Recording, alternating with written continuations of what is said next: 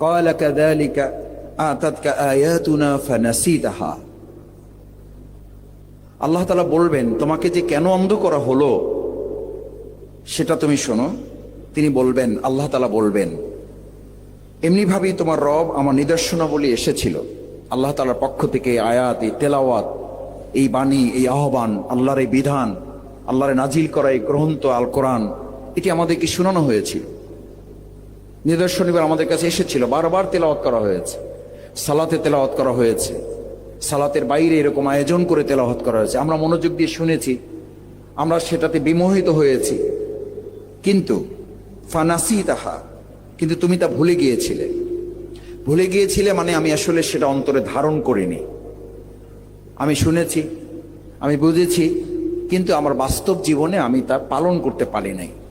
এরপর আল্লাহ তাআলা বলবেন, ওয়াকাযালিকাল ইয়াওমা তুনসা, যেহেতু আমার বিধানকে তুমি দুনিয়াতে ভুলে গিয়েছিলে, কোরআনকে ভুলে গিয়েছিলে, আয়াতকে ভুলে গিয়েছিলে, আমার নির্দেশ, আমার রোডম্যাপ, যে রোডম্যাপটা আল্লাহ তাআলা জান্নাত থেকে আমাদেরকে দুনিয়া নামক এই পৃথিবীতে পাঠিয়েছেন।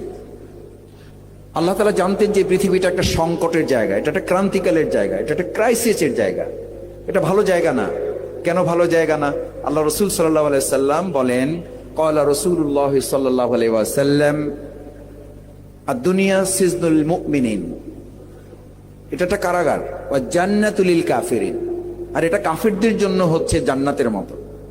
আপনাকে কারাগারে যারা গিয়েছেন, এখানে যারা উপস্থিত কোরআনের প্রেমে ভালোবাসে এসেছেন, প্রায় বহু মানুষকেই বিগত 16 বছর আপনাদেরকে এই বাংলাদেশ নামক কারাগারে বাস করতে হয়েছে। কাউকে কাউকে এর চেয়ে ছোট কারাগারে আমাদেরকে যেতে হয়েছে। আল্লাহ তাআলা এই কোরবানিগুলোকে আল্লাহর জন্য, আল্লাহর কোরআনের জন্য, আল্লাহর জমিন, আল্লাহর দ্বীন বাস্তবায়নের জন্য, কালকে আমাদের নাজাতের জন্য এটাকে কবুল ও মঞ্জুর করুন। এখানে এমন আলেম ওলামারা আছেন যারা কারাগারে গিয়েছেন, আর এই মসজিদে এমন আলেম ওলামারা ছিলেন যারা ওই নির্যাতিত মুসলিম মজলুম মুসলমানদের ধাওয়া খেয়ে এই মসজিদ থেকে পালিয়েছেন। একটা সমাজে কোরআনের বিধান, কোরআনের সম্মান, কোরআনের মর্যাদা যতক্ষণ পর্যন্ত সেখানে জারি না থাকে, কায়েম না থাকে, কত বড় লাঞ্ছনা গঞ্জনা হয় যে কোরআন বিরোধী শুধু না, কোরআনের বিপক্ষে শুধু না, যারা ছিল সেই সমস্ত তথাকথিত প্রধানমন্ত্রী তো দেশ ছেড়ে পালিয়েছেন। কিন্তু অত্যন্ত দুর্ভাগ্যের যে আমাদের এই জাতীয় মসজিদ বাইতুল মুকাররমের মসজিদের কিছু আলেমদেরকেও এখান থেকে চলে যেতে হলো, এখান থেকে পালাতে হলো। কেন? এটার অর্থ হচ্ছে কোরআনের সাথে আমি, আপনি, আমরা যে যত মর্যাদা সম্মানের অধিকারী হই না কেন, কোরআনের সাথে বেয়াদবি করলে আল্লাহ তাআলা শুধু পরকালে না, দুনিয়াতেও তাকে সর্বোচ্চ লাঞ্ছনা এবং অপমানের জায়গা নিয়ে যাবেন। সুতরাং আজকে আমি আপনাদের কাছে একটা আহ্বান রাখতে চাই। আমরা কি শুধু এখানে কোরআন শুনতে এসেছি? আমরা কি শুধু কোরআন বুঝতে এসেছি? আমরা কি শুধু কোরআন জানতে এসেছি? নাকি আমরা কোরআনের আলোকে প্রতিষ্ঠিত একটা বাংলাদেশও আমরা দেখতে এসেছি? কারা দেখতে এসেছি?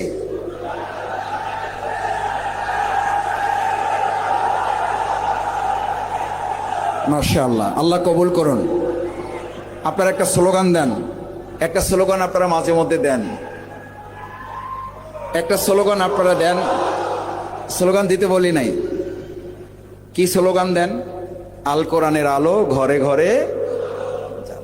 আচ্ছা, আমি মাঝে মধ্যে জিজ্ঞেস করি, আল কোরআনের আগেও কি আগে ঘরে জ্বালতে হবে নাকি অন্তরে জ্বালতে হবে? তাহলে স্লোগান তো আজকে একটু চেঞ্জ করে নিয়ে যেতে হবে, ঘরে জ্বালতে হবে। ঘরে জ্বালানো আছে, কিন্তু আমাদের এমন ঘর পাওয়া যাবে না যেখানে আল কোরআন নাই। ঘরে কোরআন আছে, কিন্তু হৃদয় না থাকার কারণে ওই কোরআনের আলোকে না ঘর চলে না আমি চলি। আমি এবং ঘর যতক্ষণ না চলবে ততক্ষণ সমাজ এবং রাষ্ট্র চলবে না। সেই জন্য আজকে কোরআন শোনা মানুষগুলো এই কারি সাহেবদের সামনে আমরা প্রতিজ্ঞা করে যেতে চাই, আল কোরআনের আলো অন্তরে জালো, আল কোরআনের আলো অন্তরে জালো, আল কোরআনের আলো। তাহলে আল্লাহ তাআলা কাল কিয়ামতের দিন অন্ধ করা থেকে, উঠানো থেকে আমাদেরকে হেফাজত করবেন ইনশাআল্লাহ।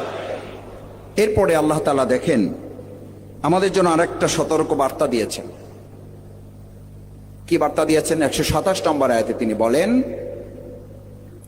ওয়াকাযালিকা ক্বালা যালিকা আতাতকা আয়াতুনা ফানাসিতাহা ওয়াকাযালিকা আল-ইয়াওমা তুনসা। আমি তোমাকে, এই যে তুমি ভুলে গিয়েছিলা, এই কারণে আমি আজকে তোমাকে ভুলে গেলাম। আচ্ছা বলেন, কোরআন ভুলে যাওয়াটা আল্লাহ তাআলার দৃষ্টিতে কতটা জঘন্য অপরাধ, কতটা মারাত্মক অপরাধ? আপনি যে আল্লাহ আপনাকে সৃষ্টি করলেন, যে আল্লাহ আপনাকে এত নিয়ামত দিলেন, যে আল্লাহ জান্নাতের মালিক, যে আল্লাহ জাহান্নামের মালিক, যে আল্লাহ আপনাকে আযাব দেওয়ার মালিক, যে আল্লাহ আপনাকে নাজাত দেওয়ার মালিক, সেই আল্লাহ তাআলা যদি কাল কিয়ামতের দিন আপনাকে ভুলে যান, তাহলে আমাদের পরিণতি হিসাব সহ জান্নাত না হিসাব ছাড়া জাহান্নাম? হিসাব ছাড়া জাহান্নাম। সম্মানিত মুসল্লিয়ান ইকরাম, ভাই এবং বোনেরা, আমি সবশেষ আপনাদের আহ্বান জানাতে চাই, আসুন আজকে যে কোরআন আমরা শুনবো, সেই কোরআনের আলোকে 5টি সিদ্ধান্ত নিয়ে যাব। কয়টি? একটু হাতগুলো তোলেন। কয়টি? নাম্বার 1, আঙ্গুল ধরেন। নাম্বার 1, 1 নম্বর হচ্ছে কোরআন তেলাওয়াত আলোকে প্রথম ইমানিয়াত, তেলাওয়াতের 5টি হক ধারণ করতে হয়।